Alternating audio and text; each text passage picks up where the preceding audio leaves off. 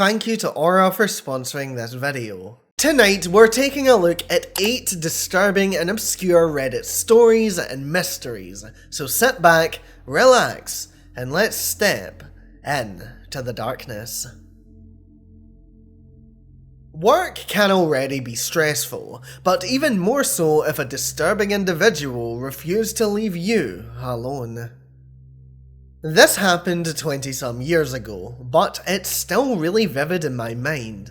I, 40 female, was working alone in a sort of seedy area in my hometown at a 24-hour adult video/toy store. I, more often than not, ended up working the overnight shift, which wasn't usually too bad. Occasionally, we got drunk guys from the bar next door, but mostly the customers were pretty respectful. A guy came in after midnight. I was never sure of his age. He seemed like the sort of guy who was 50, but also possibly 25 or somewhere in between. He had the same haircut as Johnny Depp in that god-awful Wonka movie, and he talked in this weird falsetto Michael Jackson voice. It made my skin fucking crawl. He asked me to call him a cab, and I did. I nervously told him he could wait in front of the store for it, and it probably made up something about paying customers only inside the store, but he ignored me, slowly making his way further into the store and making conversation. I just kept thinking this guy was definitely on something, and he was definitely going to skin me and wear me like a people suit. He was standing right next to the phone on the counter, sort of leaning against it. I kept telling him his taxi would be there any minute, and he ignored me, still asking me questions. I just remember him asking, "Do you have any pussycats?" No? I was led to believe that I'd find pussycats in here. If I had a dildo to brandish as a weapon within reach, or some spray lube to use as a makeshift pepper spray, at that point, I would have used it. Thankfully, this beautiful angel of a man who decided to rent porn after midnight came in. I immediately greeted him and said, "Oh, I need to talk to you about your special order." When he came over to the counter to ask what I meant, I just whispered, "Please stay," and sort of jerked my head towards the creepy guy, who was just smiling at us. My guardian porn renter went along with the ruse, and thank the baby Jesus, the creep went out to get his taxi. The customer asked if I was okay, and I said I was, so he went to browse. I gave him a free rental as a thank you. I swear to God, I can still hear his voice when I think about this. So, possible serial killer Willy Wonka, let's not meet again. Who would have thought that someone's saviour could be a random man coming to rent an adult movie? Certainly not me. This is a very disturbing incident because even if this guy was just tweaking out or had taken some sort of substance that was making him act this way, OP was clearly very freaked out. And they had every right to be. This person screams dangerous, especially because they're talking about pussycats, not giving any explanation to this comment. The fact that he was repeating a phrase could also indicate heavy drug use. People in this much of an extreme state can sometimes focus on one word or a series of words, and it seems that that could be what is happening here. Ignoring the requests of a woman just trying to do her job is even worse so. She clearly told him to wait outside, and he refused without saying a word. This screams like some sort of power dynamic, like he knows that she is nervous and won't actually make him leave. Maybe the pussycats thing wasn't fully innocent either. A crazy man yapping about that in an adult video store can be seen as having sexual undertones, and it's hard to deny that. I, for one, would certainly be terrified, but thanks to OP's guardian porn renter, she is thankfully safe. And let's hope that this man continues to stay far away. And I've got people that I want to stay far away. Data brokers. This 11-page report is packed with personal information. Names, addresses, relatives, even your neighbours. And this isn't from a hacker or a dark web leak. It's from a data broker. These companies quietly collect and sell all of your information. It can be to advertisers, or maybe even scammers, whoever is willing to pay. When I first found one of these reports on myself, I felt sick. Everything about my private life was on the internet. It all feels invasive, but you're not powerless to stop it. And that's where today's sponsor, Aura, comes in. Aura scans the web for data brokers that are selling your personal information and automatically removes it. They don't stop there either, because they keep watch for your info on the dark web, alerts you if your credit or banking details are being used, and even give you a secure VPN, antivirus, and password manager. It's your entire digital protection system all in one place. You can watch Aura work to identify every data broker that is selling your information, and you can find out exactly who they've sent removal requests to. It's disturbing how many are out there, but great to watch them disappear one by one. And I can help you out with that, because using my link, you can try Aura completely free for 14 days. In those 2 weeks, Aura will already start scrubbing your personal info off these data broker sites, and the best part, you won't even need to lift a finger. So don't leave yourself vulnerable, because I know I'm not. Go to aura.com/Jessicur, that's aura.com/Jessicur, or click the link in the description and pinned comment to start erasing your personal information today. Thank you so much to Aura for sponsoring this video.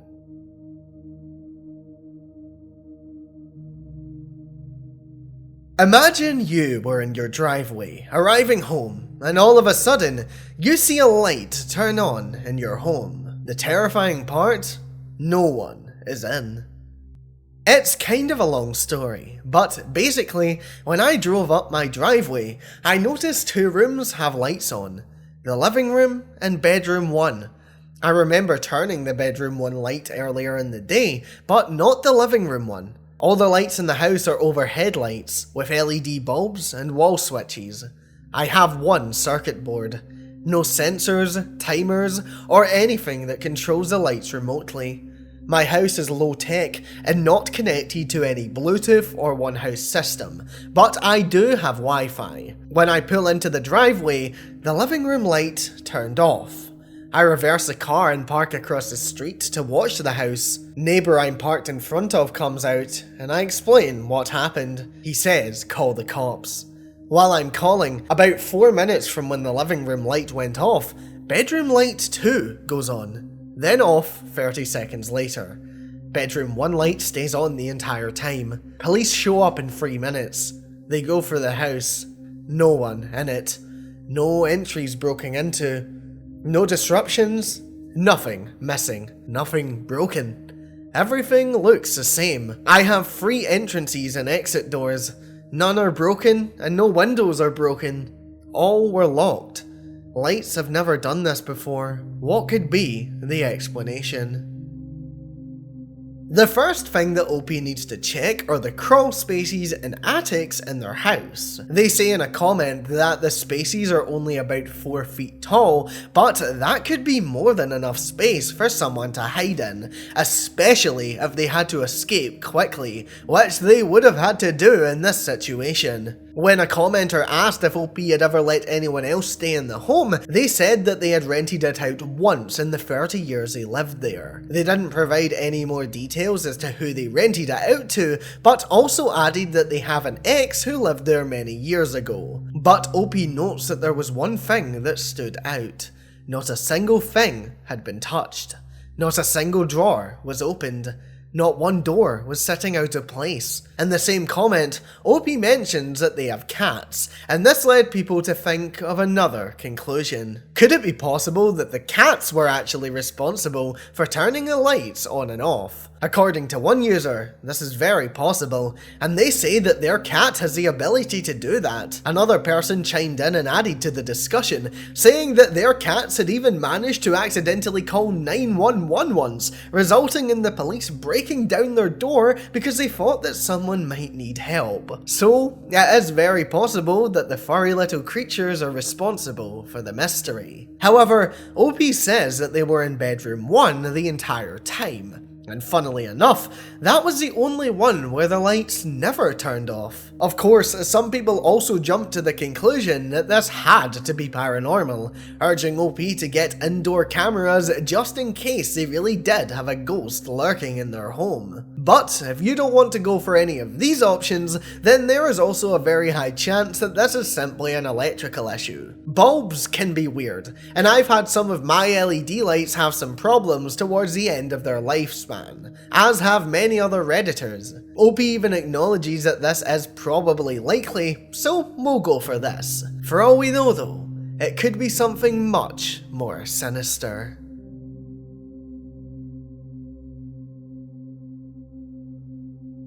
With no leads, someone brought a case to RBI in Unresolved Mysteries. They were looking for help to track down a wanted man who had been missing since 2003. Wanted/missing adult male Wallstein Downs is eluding police in Niagara Falls for an incident involving his ex-wife back in 2003. On the night of October 15th, 2003, in Niagara Falls, Wallstein, Walt Downs, and 2 friends came to the home of Walt Downs and his wife Colleen Downs for Walt to get clothes to stay at the friend's home, as he and Colleen were divorcing. At one point, Walt began yelling at Colleen and making accusations. Colleen asked him to leave and asked to first get a hug from her. When she declined, he brandished a knife and came around the coffee table and stabbed Colleen in the face twice. She then tried to run away, where he stabbed her several more times in the head, neck, arm, and breast. At that point, one of the friends tried to stop Walt and was stabbed in the side. Walt turned back to Colleen and went to lunge the knife into her chest. She grabbed the blade with both hands and was swung around the room. The second friend left to get help. Walt got the knife freed from Colleen's grip and threatened the second friend for their car keys. He left with their vehicle, which was later found. Walt has not been seen since 2003. Case profile statistics as of July 17th, 2014. Crime description: first degree robbery, first degree grand larceny, fourth degree criminal possession of a weapon. Birth date: the 30th of April 1976. Height: 5'8". Weight: 150. Sex: male. Race: white. Who to contact if you've seen him: Niagara Falls Police Detective Bureau. The week before the 2-hour 25th season finale, HiI'mWonder aired the case of Wallstein Downs. His vehicle was found near Niagara Falls, and he may be in Canada, which is why I'm interested in this case. He was also one of the original New York's 100 Most Wanted Fugitives back in 2005. Wallstein Downs would currently be 49 years old. He has a Walt Disney tattoo on his forearms. Other reports have him as 5'10", blue, green, brown eyes, brown hair. Despite extensive searches, no leads have led to Walt being found. There has been absolutely no credible leads, no use of his name and birth date or social security number since his disappearance 22 years ago as of October 2025. His DNA has also been entered into the National Missing Person Database. After 22 years, is there a possibility of him being found? This has been investigated by the Niagara Falls Police, US Marshals, and private detectives without any results. Extensive searches with variations of his name has not resulted in any leads. Also, please note that he could be anywhere in the United States or Canada, which further hinders this search. Is there a way to search Canada as thoroughly as we can the USA through search engines? As a lot of people have pointed out, there are 2 main possibilities here. Let's go over the first. Considering that there has been no use of any of his details since he went missing, some people theorize that he has assumed a new identity somewhere. He could be living under the radar, potentially somewhere rural, and in a situation like this, it would be incredibly difficult for anyone to find him. Although some people have noted that it would be unlikely that prior to the crime, he would have been prepared to leave, but considering the stolen car took 2 weeks to show back up, that would have given him a 2-week time frame to prepare to go on the run. Of course, I don't think anyone is really ready to live that life, but it is certainly a decent amount of time to prepare the best you can. The other theory is that he took his own life, but no John Does that have been found since the disappearance have matched him. But to be honest, there is still a chance that if he did, then the body could still be undiscovered. The car showing up sometime later though really makes no sense if this is true, but to be honest, not a lot about his disappearance does. If I had to guess, I would say that he will never be brought to justice, because I do believe that he took his own life. There have been cases of people ending their own lives, whether intentionally or accidentally, by falling into water, and a lot of the time, their bodies have never been recovered. So it is a massive possibility, but one that OP doesn't seem to believe at all. But let me know what you think in the comments, and if you believe that this criminal is really still out there.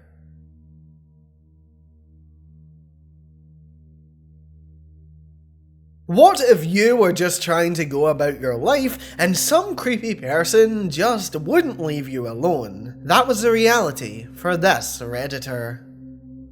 I recently just started my first year at a community college. For further context, I use a wheelchair. On my first week, I was waiting by some benches for it to be closer to the time for my class. As I'm sitting there, minding my own business on my phone, I notice a guy suddenly stop walking as he was walking past me, and see his feet face my direction. As he was standing there for a while without saying anything, I looked up to see if he was looking at me, or if there was something else going on. He was just staring at me until I looked up at him. Then he simply asked if I was okay, so I said, yes, and he slowly walked away, still looking at me. I thought it was odd, but shrugged it off.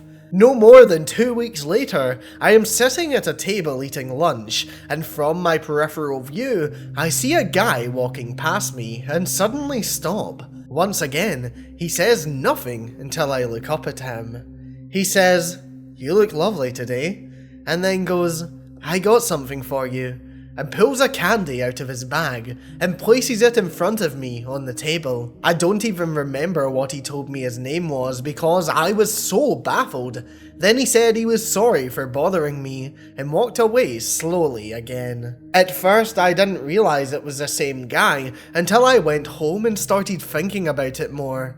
Then I realized he said, "You look lovely today," as if he's seen me multiple times. Maybe I'm just reaching, but this started to make me more uncomfortable. Fast forward a few days later, I'm sitting in the same area where I ate lunch the last time, though at a different time. I decided to record on my laptop while I was studying because I had an odd feeling that he might show up again. It was not obvious that I was recording, as I had another tab open over the camera app. While studying, I happened to spot him heading in my direction from the reflection of my laptop screen. I immediately tensed up, and he just walked by without interacting with me. I looked back at my recording once I got home, and he was staring at me the entire time he walked past. Watching it back gave me such heavy anxiety and creeped me out a lot. I'm very uncomfortable, but I don't know what to do, as the campus is small, so I feel like I'll be watched anywhere I go, even if I change my usual routes and locations. Especially because I use a wheelchair, it makes me easier to spot, and I can't move very fast on it. I don't know if anyone will take me seriously, because nothing bad has happened, but I feel like I'm being watched, and I'm afraid. What should I do? No matter what his true intentions are, he's going about acting like a real creep, and I would be freaked out as well. It could definitely be a good idea for OP to alert security about the guy, even if they don't take action straight away. Maybe let them stay in the area and monitor, so that if he does show up again, they have proof that the claims are real, and if he actually does anything really bad, then they can intervene and stop him for good. If OP doesn't feel comfortable speaking to security, it could also be wise to speak to a lecturer who they trust. This way, a person who is in a higher position than the possible stalker can also know about the situation, and realistically, the more people that know about this, the better. Some people in the comments have pointed out that he may actually just be trying to flirt with OP, with one commenter even saying that social media has warped our senses of reality, and how people's approaches aren't always smooth. And what? I'm sorry? It seems very weird to paint OP as a bad guy in this situation or to downplay their concerns, because even if someone is just trying to flirt, standing in front of them and staring at them or watching them from a distance is certainly not the way to go about it. That is, instead, a surefire way to get yourself painted as a fucking creep. OP updated their post and said that they had spoken to campus police and they told them to document interactions and take recordings so that if anything escalated, they had something to go off. OP hasn't said anything else, and we can only hope that this potentially creepy individual has decided to leave them alone.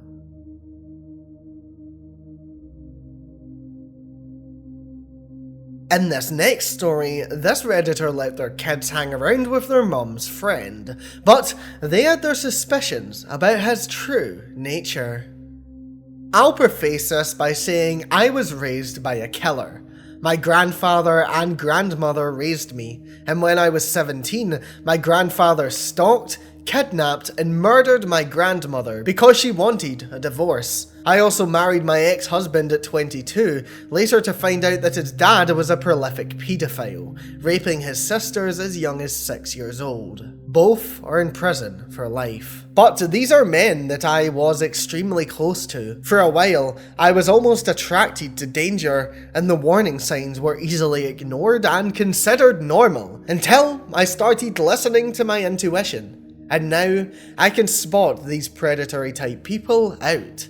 They know I recognize them. It's like an unspoken thing, like when you're at a party and you see someone else see something funny, but don't know each other well enough to say it out loud, so you just look at each other and kind of laugh telepathically. It's only happened twice, as I don't really get out like that. And to be frank, there aren't that many people like this out there. And if they are out there, I'm not adept enough at pointing them all out. But I could tell almost immediately with this man. My mum's friend is a truck driver. My mom has been taking my daughter to play with his daughter on little playdates. They met at a church group. Come to find out later that this church group is a weird extremist version of Christianity, where they believe all white people are evil and they are the chosen ones rather than the Jews, and a whole bunch of other weird shit. It is a cult. I became uncomfortable with my mom taking my daughter to these playdates once I realised how disturbed their combined beliefs were. I didn't want to cut off the playdates cold turkey for the sake of the kids, so I started taking time off work to join them, and told my mom that he wasn't allowed around my daughter without me being there. When I first met him, he was very charming and sweet. Funny, but annoyingly jolly, and clearly trying hard to appear innocent and sweet. He used a soft voice to make me comfortable, and incessantly talked about being protective to make himself seem more manly. He told me weird things like that his daughter wasn't allowed to wear pants, only dresses. Then he kept offering me drinks, one after the other, while we were hanging out with our kids.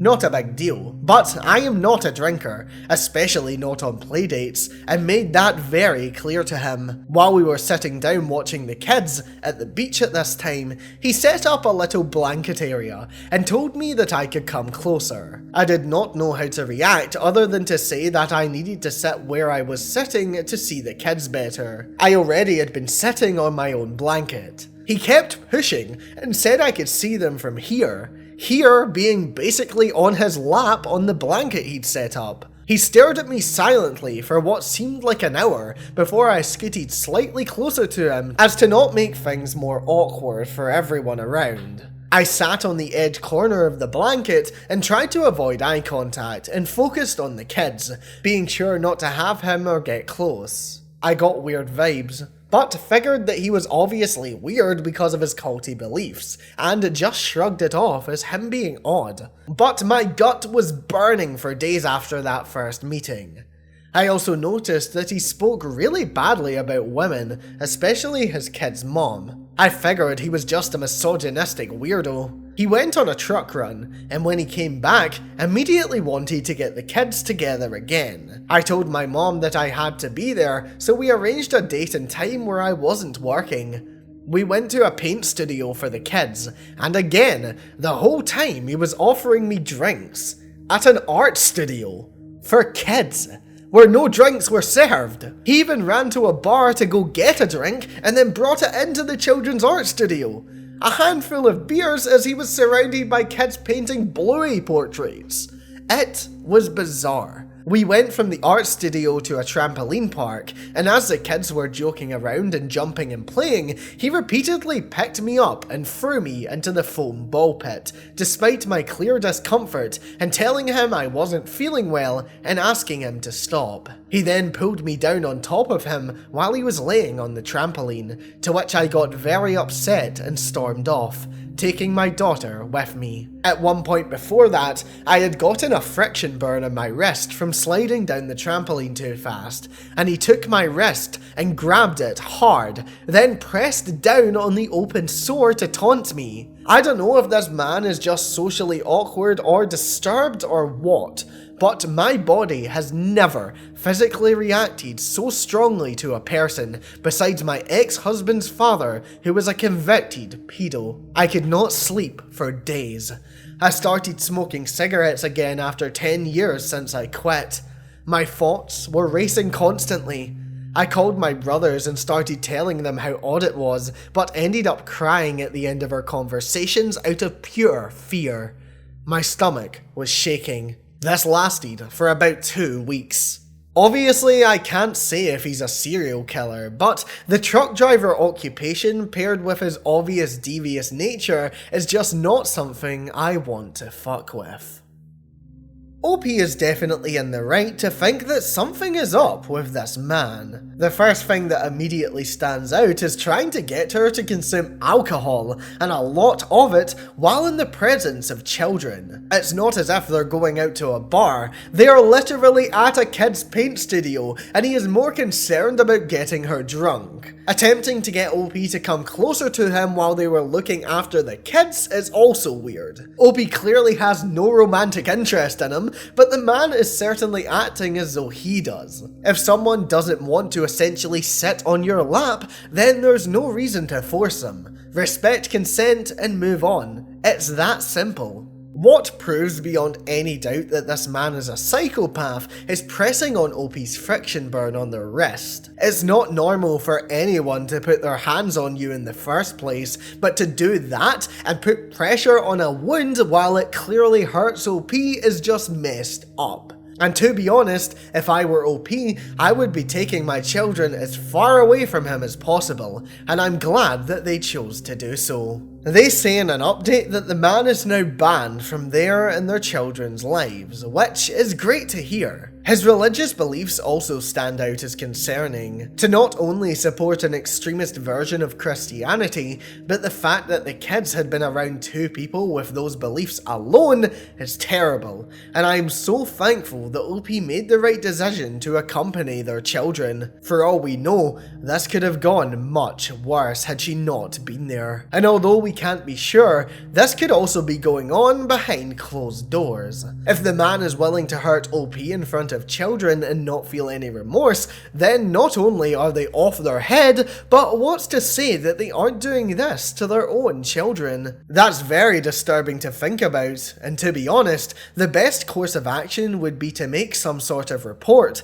even if it's anonymous, just to make sure that everything is really alright. He is clearly pushing her boundaries, and thankfully, OP got out before it's too late, but this man needs to be reported somewhere, because for all we know, he could have hurt another adult already as well. If he's willing to push her into drinking and put himself on top of her without consent, then that is a man who is willing to use force, and that is very disturbing to think about. Hopefully, OP and their children stay safe, and I also pray that their mother can eventually get away from this potentially dangerous man.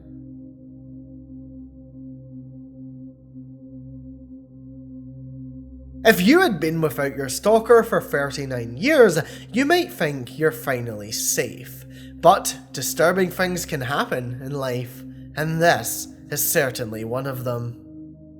Over 40 years ago, as a freshman in college, I, now 60 female, joined a local band. All the members in the band were 10 or more years older than I was. I joined this band by auditioning after responding to an ad in the newspaper. Yes, old, I know. About 6 months later, I started getting phone calls in the middle of the night where the person would just be breathing on the phone or would hang up. If I hung up, they would usually call back. I basically learned to unplug my phone every night, or at least on the nights when I would get one of these calls. Now it happened that I went home for the weekends, and I forgot to unplug my phone. Apparently, the phone had started ringing and kept ringing for over an hour, waking up the other residents on my end of the dorm. They ended up waking up the RA to come and open my room in order to unplug the phone. Now, I was talking to my friends about this issue, and I reached out to the local police, who then referred me to the telephone company. The phone company said they could try to trace the calls.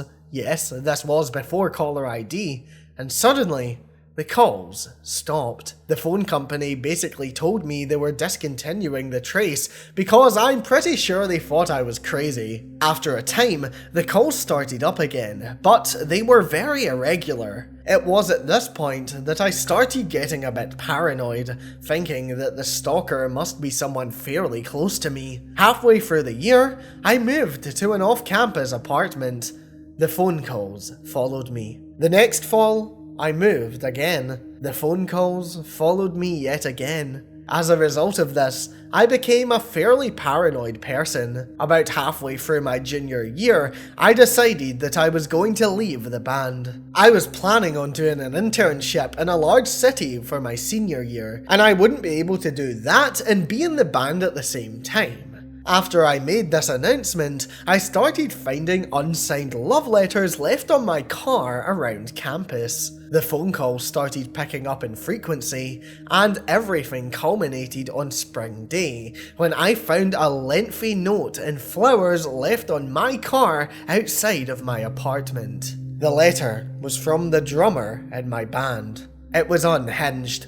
He had concocted this elaborate fantasy where we were in love with each other and were going to be married and be together forever. I was stunned. I had never thought of him as anything more than a friend. I told him that this was not happening and that I had a boyfriend. In fact, my boyfriend started answering the phone in the middle of the night, which still didn't stop the calls. Long story short, I eloped with my boyfriend, changed my name, and moved halfway across the state. I only told the band's bassist where I was, and I begged him to never tell the drummer my info or whereabouts. Story ended, right? Until this week. I came home, and there was a padded envelope in the mail.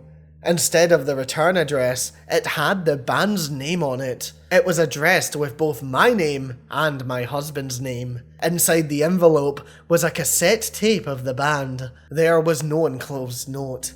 There was no return address, but the postage was from the small town where the drummer was from. When I realised what this was, I thought I was going to throw up. It made me physically ill. I'm sure this is from the drummer. Anyone else in the band would have included some sort of note with it. I also realised that in the past few years, we had been getting random hang-up calls, but for the last few months, our landline had been disabled. I literally just thought they were scammers or robocalls, but now, I have to wonder if any of them were him. Now, I would like to install cameras on the outside of my house. The drummer would have to be in his late 60s at least. Am I overreacting? What a horrific tale. I can't even imagine managing to escape a stalker just to have them still following up on you decades later. And this whole situation raises so many questions. How does a stalker keep getting their phone number? How do they get the address of where they are living? Why, after all these years, are they still desperate to get in touch with OP? It would definitely be a wise idea for OP to set up cameras around their home. You can never be too safe, especially with a stalker, and then, if something were sadly to happen, it would at least be caught on video. The fact that OP immediately knew who this was from stands out. That is their gut telling them the truth. And if they are feeling this much dread about the situation, then not only are they not overreacting, but they should follow up their feelings and protect themselves as much as possible. Even if this person isn't inherently dangerous like some people have suggested he may not be, it's still incredibly important for OP to take this situation seriously, as they are doing. They should definitely call the non-emergency police line and make them aware of what they are experiencing. This person has made OP feel nervous, scared, and it's clearly affecting their mind. This is something that no person should go through, so it's almost a necessity to find some way to shut them down. Some commenters also suggested that OP reach out to a private investigator, and I would certainly agree with that idea. A PI could potentially track him down, find out his current details, and that would make it much easier to make a report to the police as well. OP is still occasionally posting to Reddit despite this post being made some time ago, and hopefully they have been able to reclaim a sense of safety.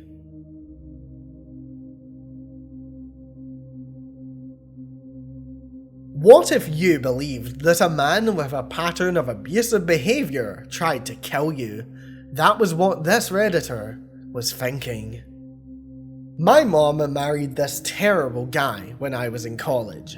He was very good at schmoozing people, he could charm people, and present very well to get what he wanted. He found out what my mom was looking for, and became that person. The ultimate romantic knight on the white horse sort of deal, until he could lock her down. He always just seemed off to me, so I never liked him nor trusted him. He tried to schmooze me, but when that didn't work, he switched to tactics to trying to poison/sabotage my relationship with my mom, and to keep my mom and I apart as much as possible. He was extremely controlling and manipulative, monopolized all of our time. Mom was to come straight home after work to make him dinner. She had to take days off work to sneak seeing me so he would think she was at work, otherwise he would call non-stop while we were together. It seemed like this was a bone of contention between them, because one time, when he started saying something negative about me, my mom sort of snapped at him about having talked about not saying things like that about me. Usually, she would just try to change the subject or something. Anyways, I was in college and I needed to move.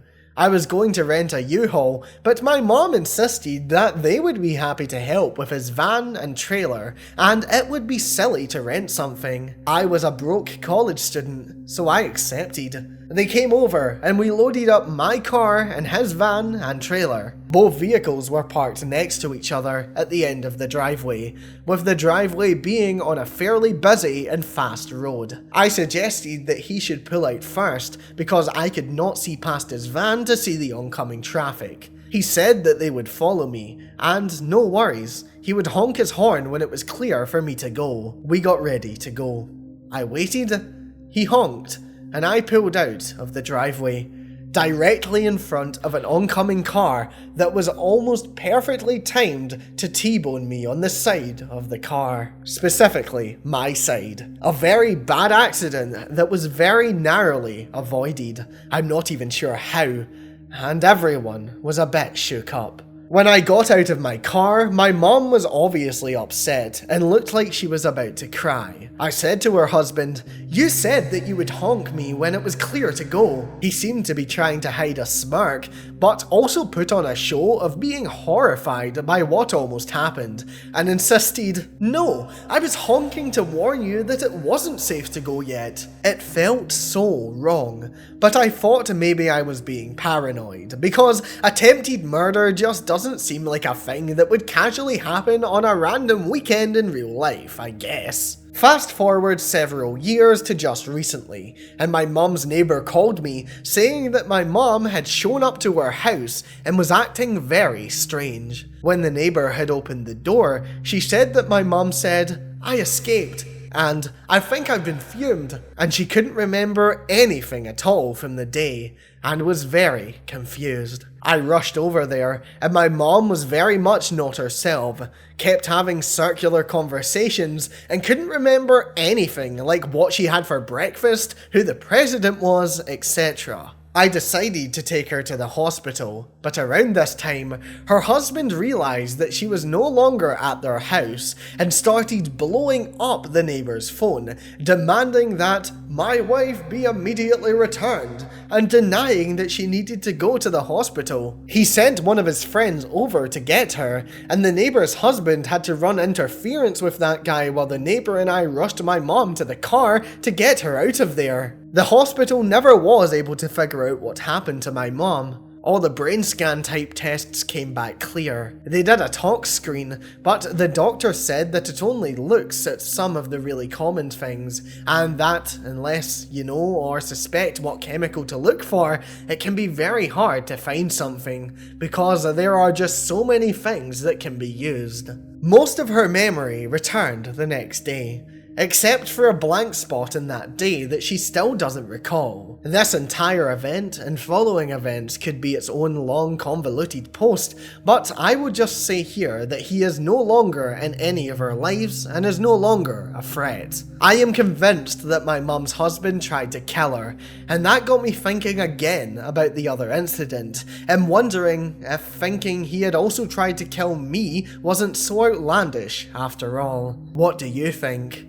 Is it possible, or am I just being paranoid? My immediate thought is that OP is certainly not being paranoid about the situation. The incident where OP's mum's husband almost got them hit by another car is disturbing, because it seems so easy for him to put on a show. Hiding a smirk while you clearly don't really care about the situation is crazy, because anyone with eyes will see through the act, as OP did. The stuff with the mum claiming that she had been fumed is also very disturbing, because if your wife is clearly not in a great state of mind, surely you wouldn't demand them be returned home. It's incredible that he believed that there was any way that she shouldn't receive medical attention, because something could have been seriously wrong. So with the gaslighting of OP and now the potential abuse of the mother, this man has a pattern. And it's a disturbing one. He is clearly very sadistic. Instead of being apologetic when things go wrong on his watch, he smiles and immediately moves to gaslighting. That is not something that a normal person would do, and although the mother can't recall what happened for most of the day when she showed up at the neighbour's house, she does recall that while she was telling her husband that she wasn't feeling well, he was just telling her to lie down and take a rest, all with a hidden smirk on his face, just like the incident before. But this story takes an absolutely insane turn, because we have a conclusion, and that conclusion is that the dangerous man died. According to OP, it turned out that he had something going on with his heart that he had not been getting proper treatment for. This was because he didn't trust actual doctors and preferred to self-treat with things that he would order online. So eventually, he literally died as a result of him not being willing to get help. But, to be honest, it seems like a positive ending in this regard. OP says that he died alone because he had abused everyone in his life, so now he can cause no more pain.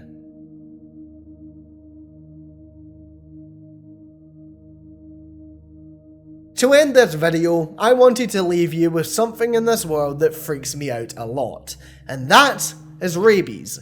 It causes around 59,000 deaths worldwide every year, and this is how terrifying it can be. Rabies is scary. Rabies. It's exceptionally common, but people just don't run into the animals that carry it often. Skunks especially, and bats. Let me paint you a picture. You go camping, and midday you decide to take a nap and a nice little hammock. While sleeping, a tiny brown bat in the rage stages of infection is fidgeting in broad daylight, uncomfortable and thirsty due to hydrophobia, and you snort, startle him, and he goes into attack mode. Except you're asleep, and he's a little brown bat, so he weighs around 6 grams. You don't even feel him land on your bare knee, and he starts to bite. His teeth are tiny, hardly enough to even break the skin, but he does manage to give you the equivalent of a tiny scrape that goes completely unnoticed. Rabies does not travel in your blood. In fact, a blood test won't even tell you if you've got it. Antibody tests may be done, but are useless if you've ever been vaccinated. You wake up, none the wiser. If you notice anything at the bite site at all, you assume you just lightly scraped it on something. The bomb has been lit, and your nervous system is the wick. The rabies will multiply along your nervous system and do virtually no damage, completely undetectable. You literally have no symptoms. It may be 4 days, it may be a year, but the camping trip is most likely long forgotten. Then one day your back starts to ache, or maybe you get a slight headache. At this point, you're already dead. There is no cure. The sole caveat to this is the Milwaukee Protocol, which leaves most patients dead anyways, the survivors mentally disabled, and is seldom done. There's no treatment. It has a 100% kill rate. Absorb that. Not a single other virus on the planet has a 100% kill rate. Only rabies. And once you're symptomatic, it's over. You're dead.